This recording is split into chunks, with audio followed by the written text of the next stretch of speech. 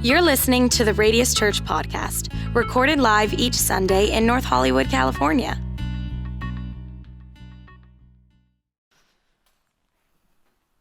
"'Twas the night before Christmas, when all through the house not a creature was stirring, not even a mouse.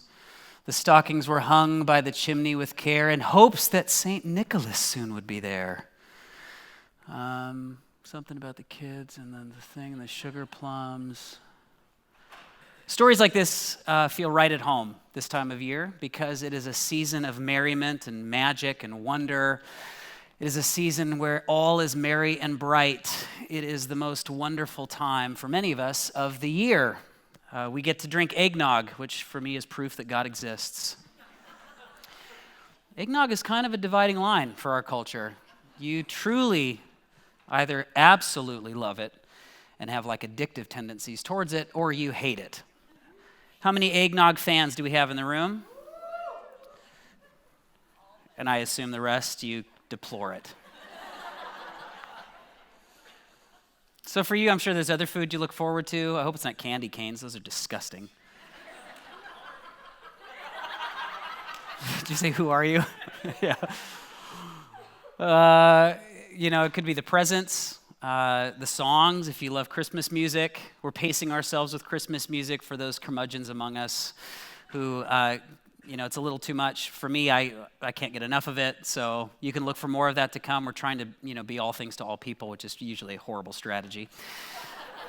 But the food, maybe you're making new memories with new friends or old friends. I hope that you get to spend some time this time of year with people that you care about most, that you're closest to.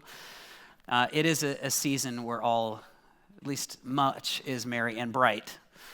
But if we're honest, for many of us, this is a season that we just kind of have to endure because it's not really all lights and magic. For some of us, we would actually describe this time of our lives or this time of year as a little dark. It sort of casts a spotlight on some of the areas that we wish were in a different place than they are. It's the end of another year where you've not landed that part or found the one or gotten pregnant. It might be that you lost your business this year, or you lost your home in a fire, or you lost someone that you love. It's a year where you're not as employed as you would hope to be. And so the financial pressures of parties and presents are not helping at all. So for some of us, we don't feel necessarily all that welcomed into the magic of the season and the merry and bright because it feels a little dark.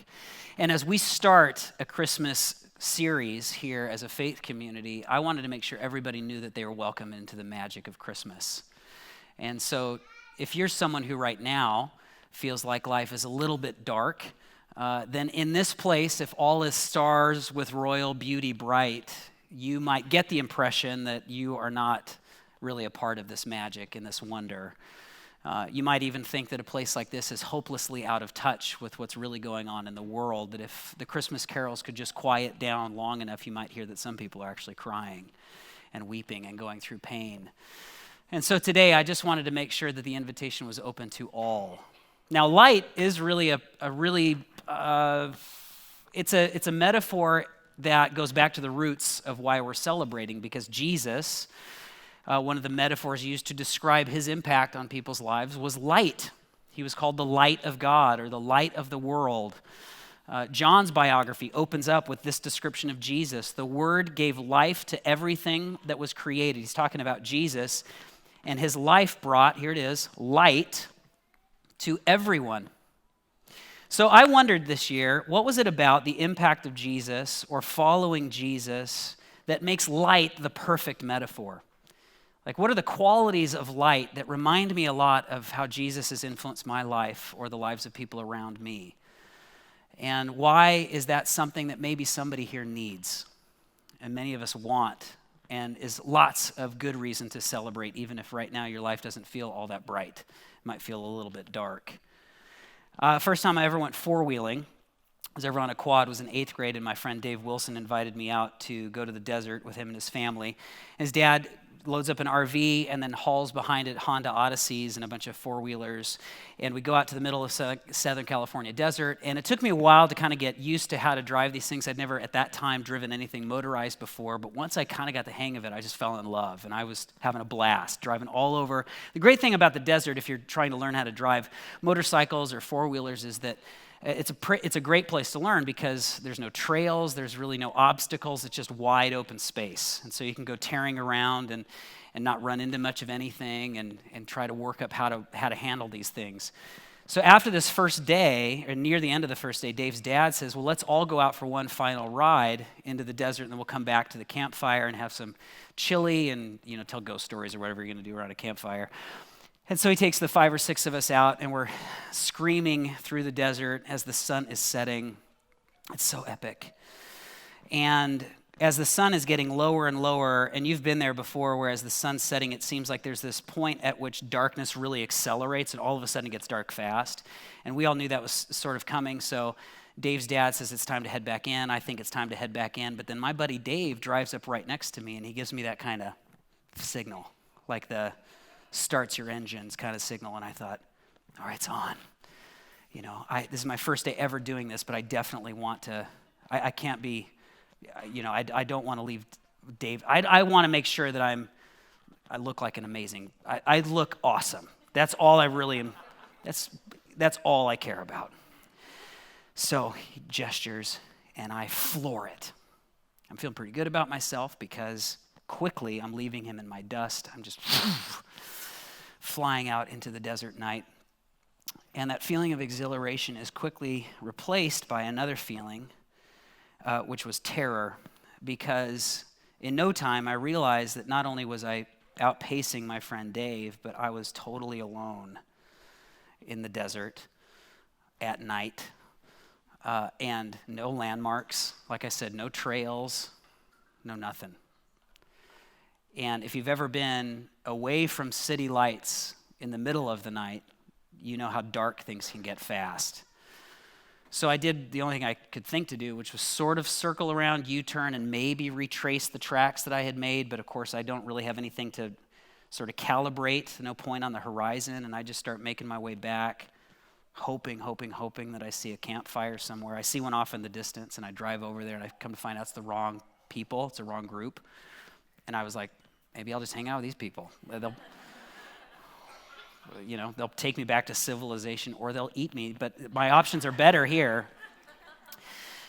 But no, then I leave them and I go back to where I think now my trail is, and I'm thinking I'm even more afraid that maybe I'm going even faster in the wrong direction if I'm going in the right direction. I don't know. But then eventually, I do find that campfire, and I drive up to Dave's family, and I'll never forget his dad bounding out of the RV, screaming at me. Of course, he's scared, he's feeling responsible because he brought somebody else's kid out on this trip, and now he's lost the kid. And so but I make it back, and I get off the four-wheeler, and I take my helmet off, and I go over to Dave, who's sitting by the campfire, has been warming himself there for however long, and I'm like, man, what gives? Like, why did you tell me to race, and then you totally ditched me? And he's like, I was telling you where the campfire was, and then you floored it. Like an idiot.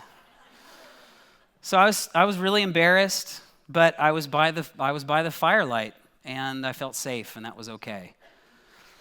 If you've heard the Christmas story, I'm sure you've heard something about the birth of Jesus, even if you've never opened a Bible, because you've heard from American tradition or European tradition, you've heard something about the birth of Jesus, and you've heard about the angels and the shepherds and the wise men and the gifts and all that.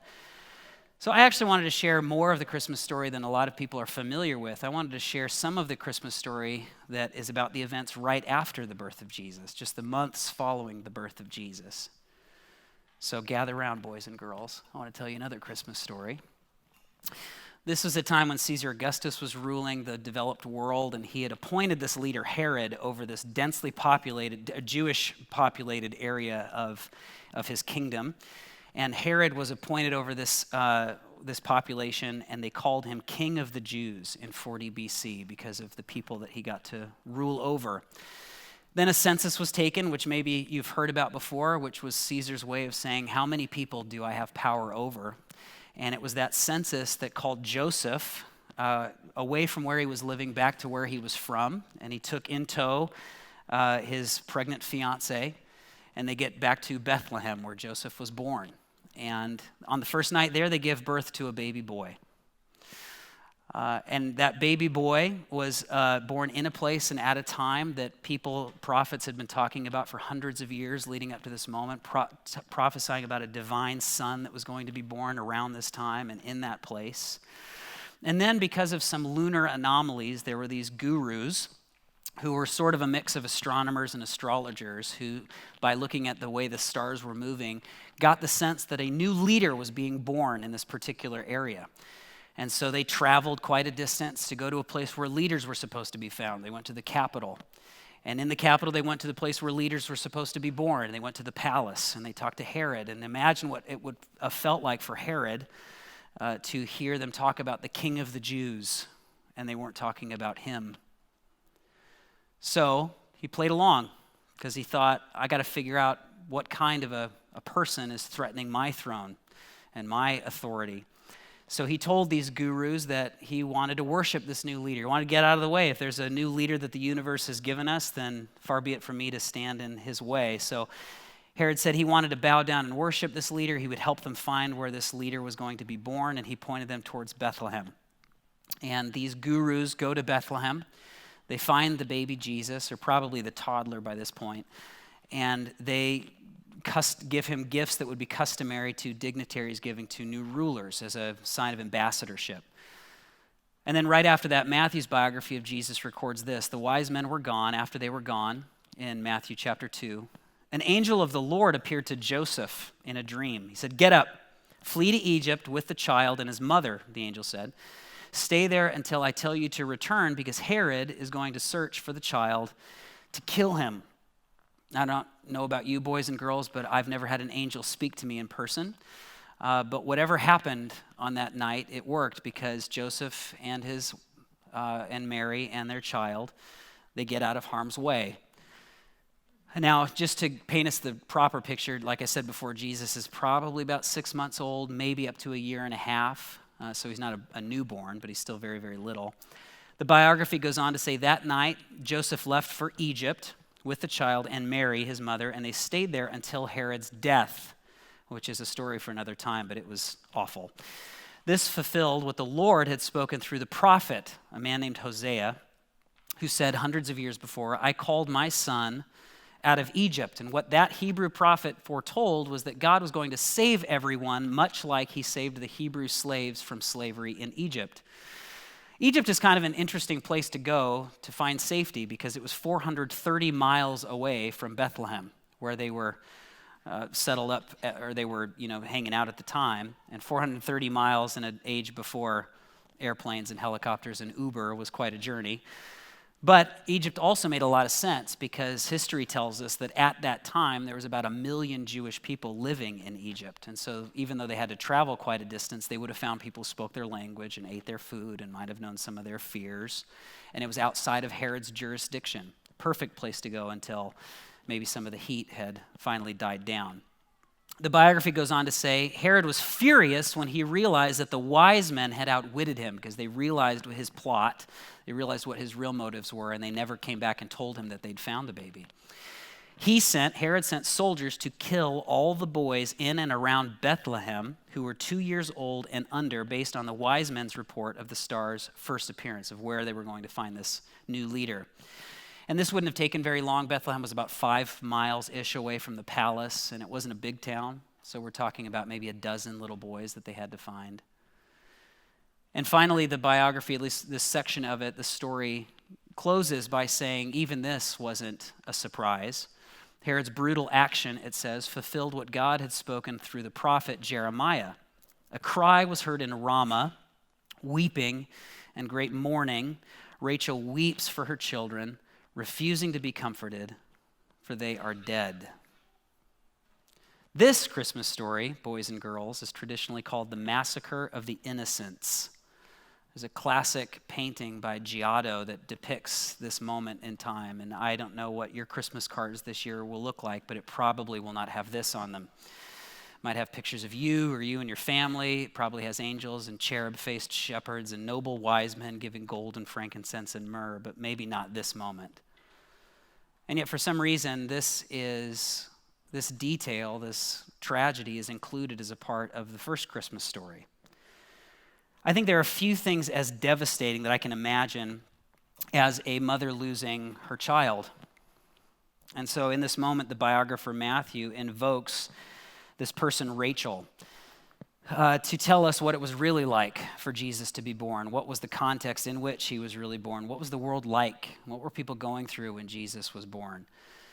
If you're not familiar with who Rachel is, she was the wife of Jacob, and together they were a major patriarch and matriarch of the Hebrew people, centuries before Jesus was born. And Rachel's final moments were actually on the road to Bethlehem, where she died in childbirth. And she named her son in her dying breath Ben-Oni, which means the son of my sorrow. And then Jacob, he ended up renaming the child Benjamin, which means the son of my right hand, which would have been better for Jacob's future, but it sort of silenced the anguish of that mother. But then on that same road, a few centuries later, Rachel and Jacob's descendants also went through torment when they were besieged by Babylon and enslaved, and many of them killed. And they were led on the same road towards a region called Ramah, which Matthew talks about in that biography. And they were chained up together and then chain-ganged for that long walk all the way to Babylon. So this place where Jesus was born, just to be clear, in case you're not tracking along with this story, represented for the Hebrew people, but I actually think for all people, the darkest that life could possibly get. That's what this place represents. That's what happened in this place. Jesus was born in a place that represented the darkest moments of life. Now, we're going to celebrate a lot this month, I promise. I know a lot of you were thinking, like, this is a great way to start a Christmas series, Joseph. But what I've learned from years past when I celebrate Christmas and when we celebrate Christmas together as a faith community is that if we start right out of the gates with too much merriment and all is merry and bright, we definitely run the risk of excluding the very people for which Jesus' light came to reach. I do think we're going to celebrate a lot this month, but Jesus' birth is just at home, just as at home in the darkness of your life as it is in our celebration. Because today we still live in a world where mothers lose sons. And we still live in a world where we lose ourselves in the depths of depression and eating disorders. We still live in a world where there are actually more people enslaved today than ever before in the history of the world. So where is the light of God in the darkness of grief, or the darkness of fear, the darkness of disappointment, or the darkness of shame? 700 years before Jesus was born, Jeremiah pictured Rachel as this icon of loss and of darkness and of weeping. And then hundreds of years later, Herod gave a new generation of people reason enough to weep. 2,000 years later, as we sit here today, the world still has plenty of reasons to weep. And I actually think this is what's brilliant about Matthew's retelling of Jesus' birth. He realizes that in that moment, God is not going to join us in our pursuit of making life painless. He's going to join us in the reality of the pain of life and give us something more. When I was growing up, I'm a veteran church goer. I was a church kid. And when I was going to church, when I was little, we used to sing this song, Trust and Obey. Anybody veteran church people know this song? Trust and obey. And I remembered this week as I was preparing for this Sunday, these lyrics that I used to sing as a 8, 9-year-old that said, not a shadow can rise, not a cloud in the skies, but his smile quickly drives it away. Not a doubt nor a fear, not a sigh nor a tear can abide while we trust and obey. What a crock. I got a hallelujah from that. I mean, it worked when my biggest problem in life was getting the Nintendo cartridge to work.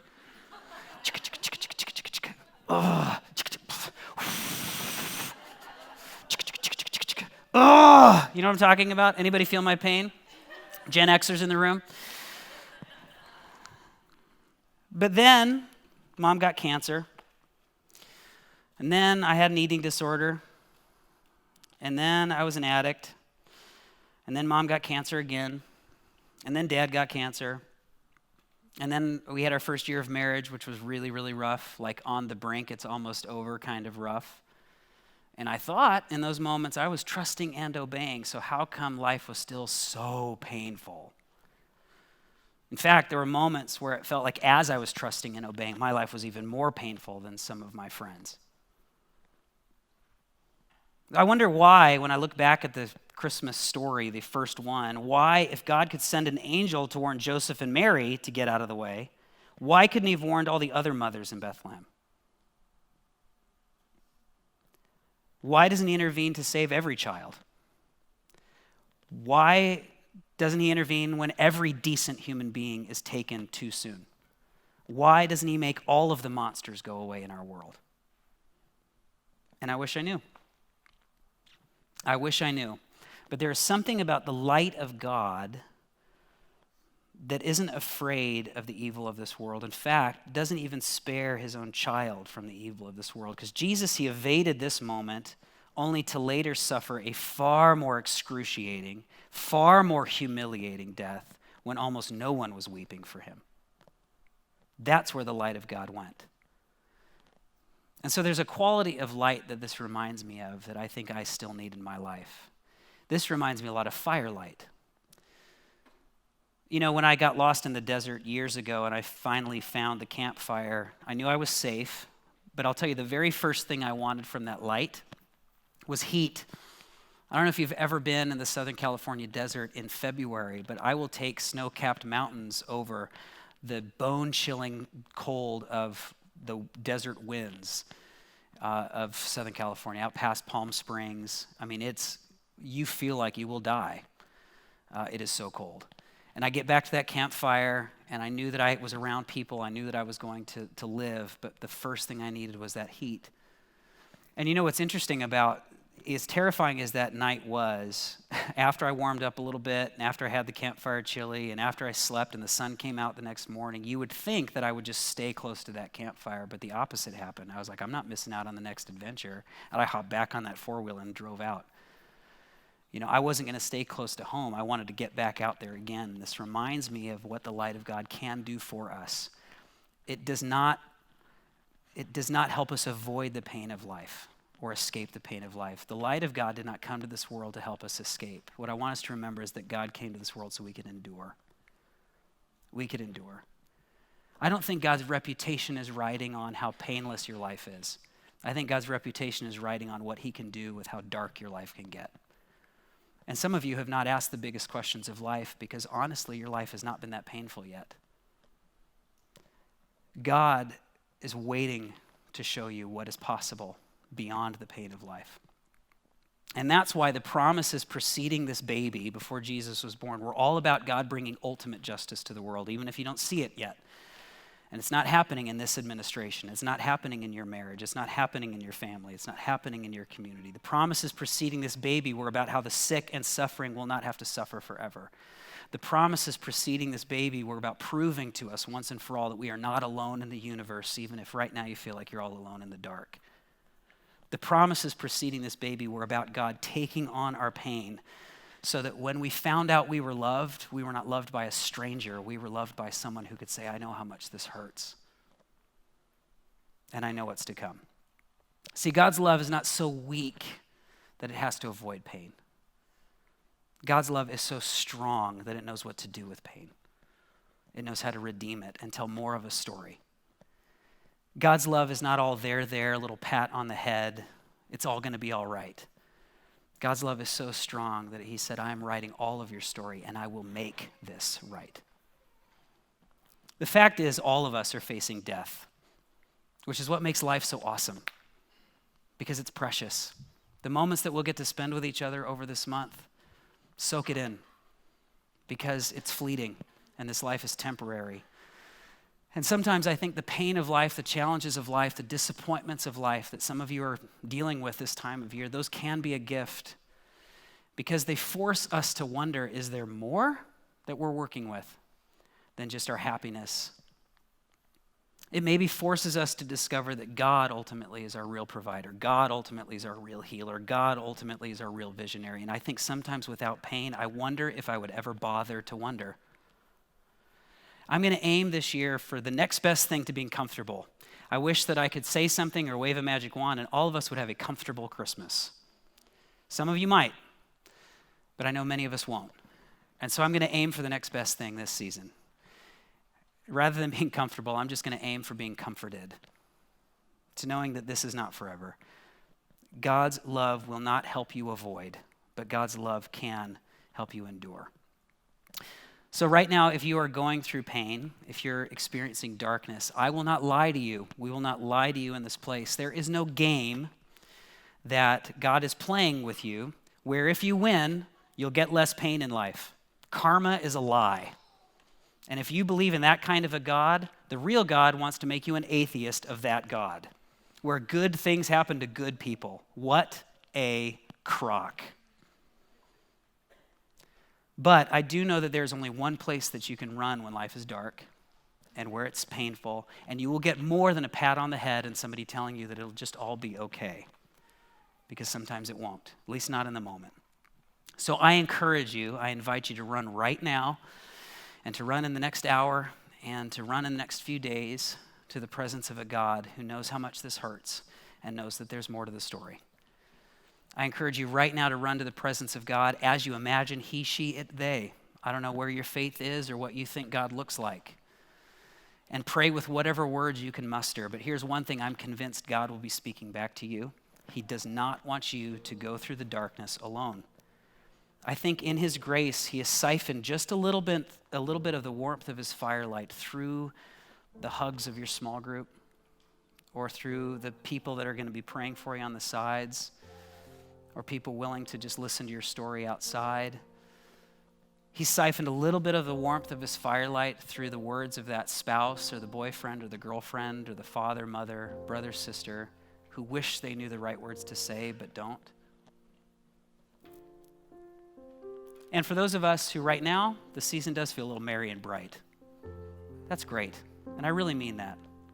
I hope you're enjoying every moment of grace and goodness and happiness that God's given you right now. But I also want you to know that whether life's dark or merry and bright right now, you are in the perfect position to invite somebody who right now is feeling a little cold to the fireside. That maybe there's someone in your life that you can invite over the next 3 weeks. Hey, I'm going to save a seat for you. You can sit next to me. And maybe you are that spark that helps somebody else find their way home. Let me pray for you. God, thank you that your light is so much stronger than pain and doubt and fear, that you have not promised us that if we just say the right prayer or sing the right song, that we will escape the challenges of this world. I suppose if I'm going to follow Jesus, the opposite's probably true, because I'm going to follow him all the way to a cross. I'm going to follow him all the way to a death of sorts, only to prove to my soul that even death is no match for you.